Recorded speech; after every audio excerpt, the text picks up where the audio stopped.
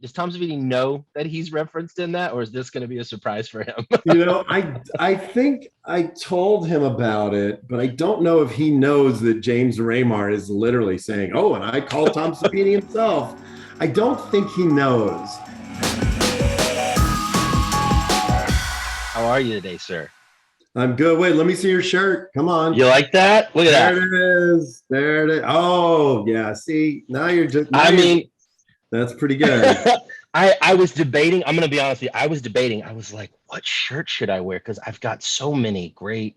Well, I've got so many horror shirts, and I was like, what do I wear? And I was watching the screeners for the first two episodes, and when it got to Skeletons in the Closet, I was like, it's got to be Dawn of the Dead. Like I've got to wear Dawn of the Dead. Like that's clearly the only option. Indeed. So we are here today to talk about Creepshow season 3, which I'm so excited about. I love it so much, and it's something that I got my oldest kid to watch with me, and he really likes it. And we were watching the new episodes, and they're just so good. I know that new seasons of a TV show may be old hat for you at this point, but do you still feel that sort of energy, that excitement when you're coming close to premiere time? Well, it's strange because we shot season 2 and 3 together for Creepshow. Okay. So I've been pretty much working straight through since last August. We dropped the animated Halloween episode, and then we did the holiday special, and then we did season 2. And now season 2 is airing on AMC, and now we got season 3 coming up. It's a little like, I feel like I'm in a little bit of a tornado, just sort of trying to keep track of all of it. But I'm just, we're still putting the finishing touches on stuff. I'm still approving, ad pages for the comic books and animation here and there. So I'm just glad that it's out there. I'm glad that people are, that now they get a chance to see it, because it's, it's sort of like having a baby and like halfway through, like, okay, hold that thought. And then, okay, 5 months later, all right, go ahead, keep going. But it's really kind of surrealistic. We started production in, I worked all summer last year writing, and then we went right into production. We were one of the first like long form shows to get back to work. So I felt like we were doing a lot to show other productions how to keep our crew happy, how to keep our crew safe, how to keep our crew productive. And the episodes turned out great, even with the limitations of like, well, you got to be, we can't go out as much as we normally would like to, because you can't travel the crew because of restrictions and things. So, you would never know when you look at the episode that we did it with the challenges that we did. So that's a good thing. Yeah. That one of my questions was going to be, were the nature of the stories or the way that did you have to angle the way you wrote a story towards knowing what your limitations were going to be? Or did you just kind of like write the story, then figure it out later? No, we wrote the story and we figured it out later. And I, much to the chagrin of our budget in certain instances. But I didn't want to limit ourselves. And the truth of the matter is, we have this great creative tool, which is going into comic book pages and finding unique moments to use the graphics to help fill in, even not necessarily even a moment that was intended to be shot, but to just sort of help keep the flow going. And look, we went from season 1 to season 2, where we had a space episode, and we had, with the right snuff, where we built a miniature spaceship, and then we built those beautiful sets. And, that was sort of my homage to 2001 and Andromeda Strain. So I feel like our show kind of jumped exponentially in terms of my level of confidence and my ability to tell stories. And so the fact that we did season 2 and season 3 together, I feel like we continue that same that same trajectory. Yeah. Speaking of telling stories and all that, I want to talk about a couple of the episodes that are segments that you directed.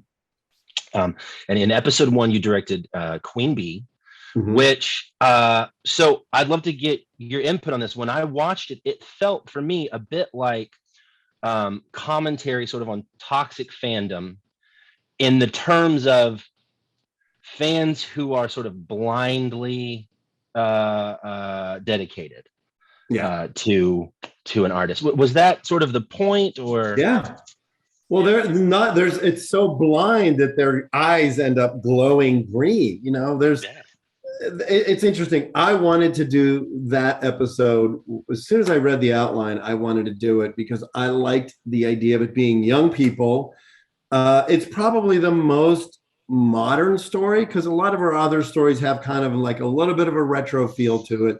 It's very modern in terms of the characterizations. But yeah, when you have people that are like, oh, well, we're the number one fan, so we have a right to invade this person's privacy to the point where, it ends up going badly for them. So, a lot of our episodes, I'd like to make some relevant social commentary, but I always feel like the horror genre probably gets away with it the best because it's a little more subversive. It's not so much in your face that you feel like someone's preaching to you.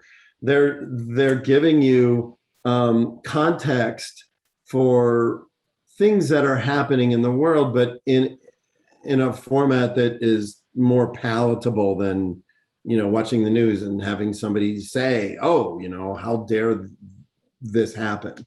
So that really was the reason that I kind of fell in love with that story. And we have Mums has a very relevant social commentary to it, and there's another story called Drug Traffic written by Maddie Doe and Chris Larson, and it's about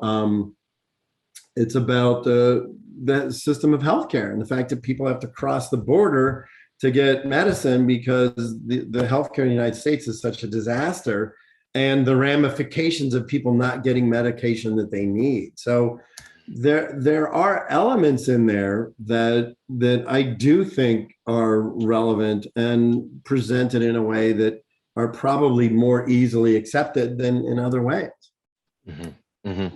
And skipping over to Skeletons in the Closet, which is a little different and very different. Very, very meta, which was just so much fun. The only real question I had for that one is, does Tom Savini know that he's referenced in that, or is this going to be a surprise for him? I think I told him about it, but I don't know if he knows that James Raymar is literally saying, oh, and I called Tom Savini himself. I don't think he knows. But the funniest thing about, my first job on Day of the Dead, when I got hired on Day of the Dead, my first job was to order skeletons for the production. So Tom's like, well, here's the catalog. You got to call this place and order them. And so we went to this medical supply place and they sent us skeletons, and they were real skeletons. Like we would have to use Dremels to cut into the bone to build these skeletons. And it was like going to the dentist, the smell of the bone. So I was always intrigued with the idea that there was a time when real skeletons were used in movies. So I thought, okay, this is an opportunity not only to talk about prop collectors and props, but also even in, I know Craig Reardon that did Poltergeist was talking about all the bodies in the swimming pool were made with real skeletons. And Raoul from the original Creepshow, which I own the original prop now, was built on a real skeleton.